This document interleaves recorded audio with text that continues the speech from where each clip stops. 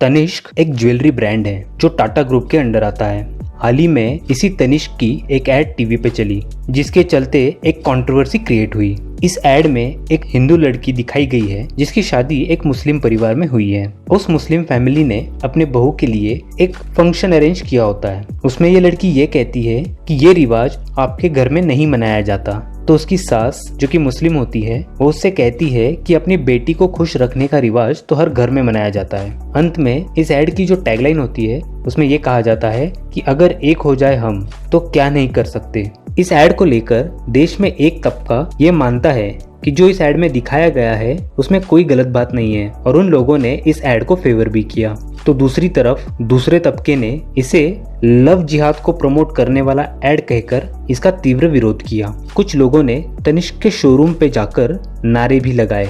इस पर लोगों की भावना और अपने स्टाफ की सिक्योरिटी का हवाला देते हुए तनिष्क ने अपना एड विड्रॉ किया। इस वीडियो में हम इस मुद्दे को एक रियलिस्ट या तर्कशील भारतीय के नजर से देखते हुए इसे अलग अलग एंगल से समझने की कोशिश करेंगे। तो अंत तक इस वीडियो के साथ बने रहे।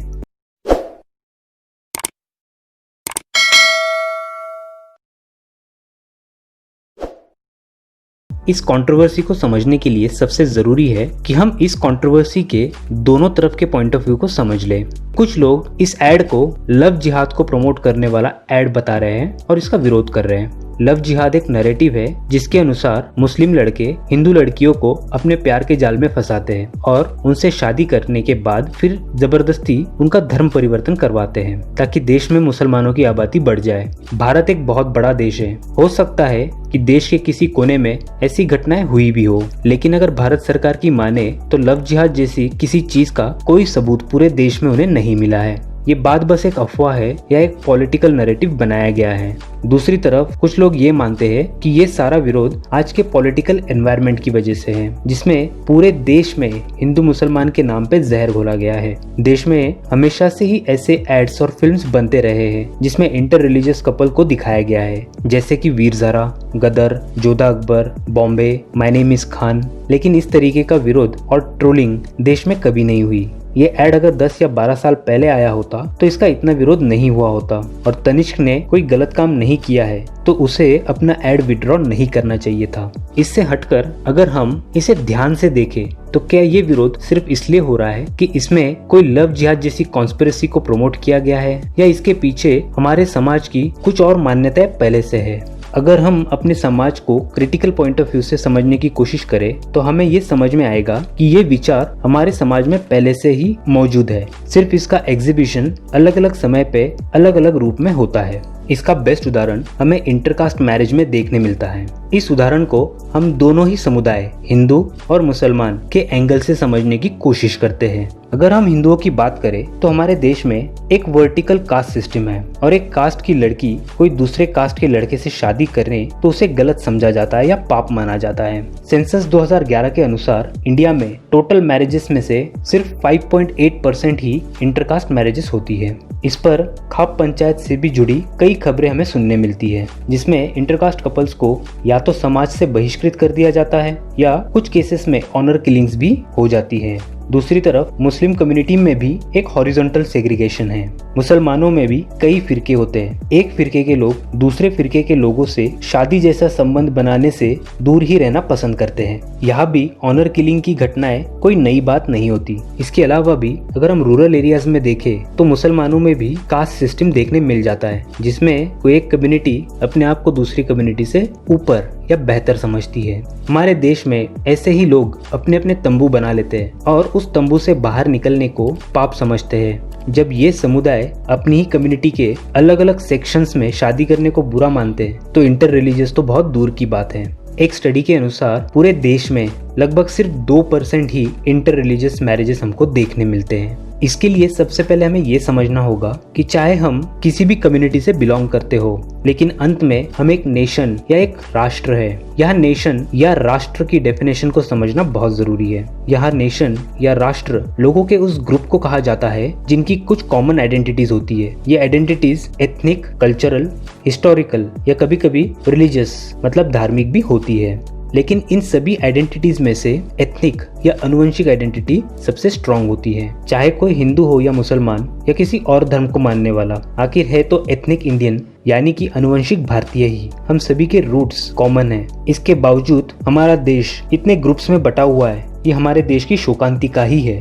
लेकिन देश में ये नैरेटिव अचानक से बढ़ता हुआ क्यों नजर आ रहा है, इसे हम कुछ एंगल से समझने की कोशिश करते हैं। सबसे पहले अगर हम देखें तो हमें पहला एंगल मिलता है क्लास वेरिएशंस का। हमारे देश के लोगों को अगर हम दो क्लासेस में डिवाइड करें, जिसमें पहला ग्रुप अपर क्लास और दूसरा ग्रुप मिडिल और लोअर क्लास का, तो हम ये देखेंगे कि अपर क्लास में जो बड़े बड़े पॉलिटिशियंस, क्रिकेटर्स, बड़े बड़े एक्टर्स या बिजनेस हाउसेस, इनमें इंटरकास्ट या इंटर रिलीजियस मैरिजेस को लेकर कोई विरोध नहीं होता। लेकिन अगर हम मिडिल क्लास या लोअर मिडिल क्लास की बात करें तो ऐसा लगता है कि धर्म और संस्कृति की पूरी जिम्मेदारी इन दो क्लासेस पर ही आके गिरी है। और हाल ही में हमने देखा कि ये मिडिल क्लास और लोअर मिडिल क्लास काफी वोकल होते हुए हमें नजर भी आए हैं। इसी के बीच टीआरपी के चक्कर में मीडिया ने भी ऐसे नैरेटिव्स को और ज्यादा हवा देने का काम किया है। सभी मीडिया हाउसेस के बीच में इतनी कंपटीशंस बढ़ गई है कि वन लाइनर, कोई टैग लाइन वाली खबर या पंच लाइन वाली खबर या सनसनीखेज खबर के चक्कर में कई बार मीडिया कुछ कदम आगे निकल जाता है। इसका असर भी हमारे सोसाइटी में हमें देखने मिलता है।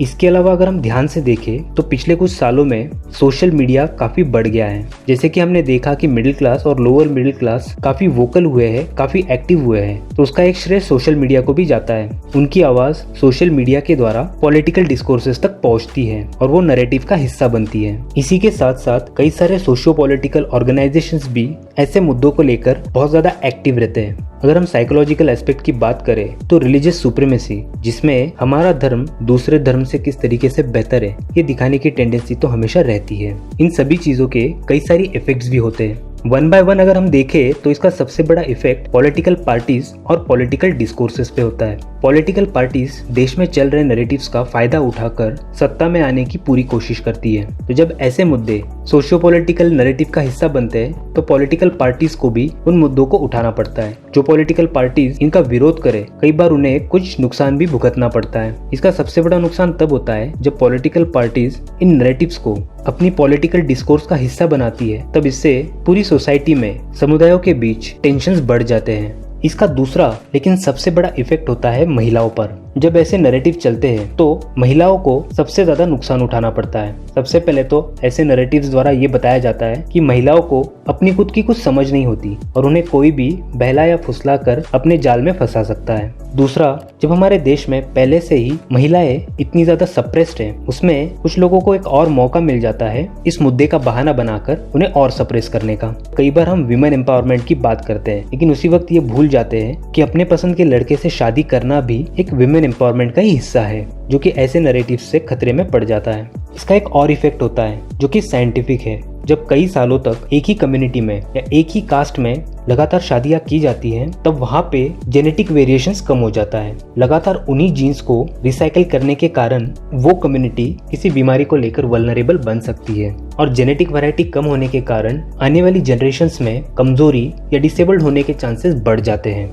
तो इस पे हमारे पास दो रास्ते हैं। या तो हमको एक ऐसा कानून बनाए जिसमें दूसरी जाति में या दूसरे धर्म में शादी करना इलीगल हो जाए। अब ऐसा इसलिए नहीं हो सकता क्योंकि ऐसा लॉ हमारे देश के संविधान के स्पिरिट के खिलाफ होगा और ये लॉ फंडामेंटल राइट्स को भी वायलेट करेगा। तो इस पे दूसरा रास्ता ये है कि सभी लोग मिलकर हमारे बेहतर भविष्य के लिए कुछ कदम आगे बढ़े। हर एक कम्युनिटी को अपने तंबू से बाहर निकलना होगा। हमारी कुछ पुरानी धार्मिक मान्यताओं को पीछे छोड़ते हुए हमारी देश की भलाई के लिए हमें दो कदम आगे बढ़ना होगा, क्योंकि जब तक अलग अलग कम्युनिटीज में रोटी और बेटी का संबंध नहीं होगा तब तक इस देश में एकता का सपना पूरा नहीं हो सकता। इसके लिए हमने स्पेशल मैरिजेस एक्ट 1954 भी बनाया है, जिसमें इंटरकास्ट और इंटर रिलीजियस मैरिजेस को काफी इंपॉर्टेंस दिया गया है। इसी के साथ साथ यूनिफॉर्म सिविल कोड की तरफ भी हमें कदम बढ़ाने होंगे। यूनिफॉर्म सिविल कोड हमारे कॉन्स्टिट्यूशन में आर्टिकल 44 में डायरेक्टिव प्रिंसिपल के सेक्शन में दिया गया है।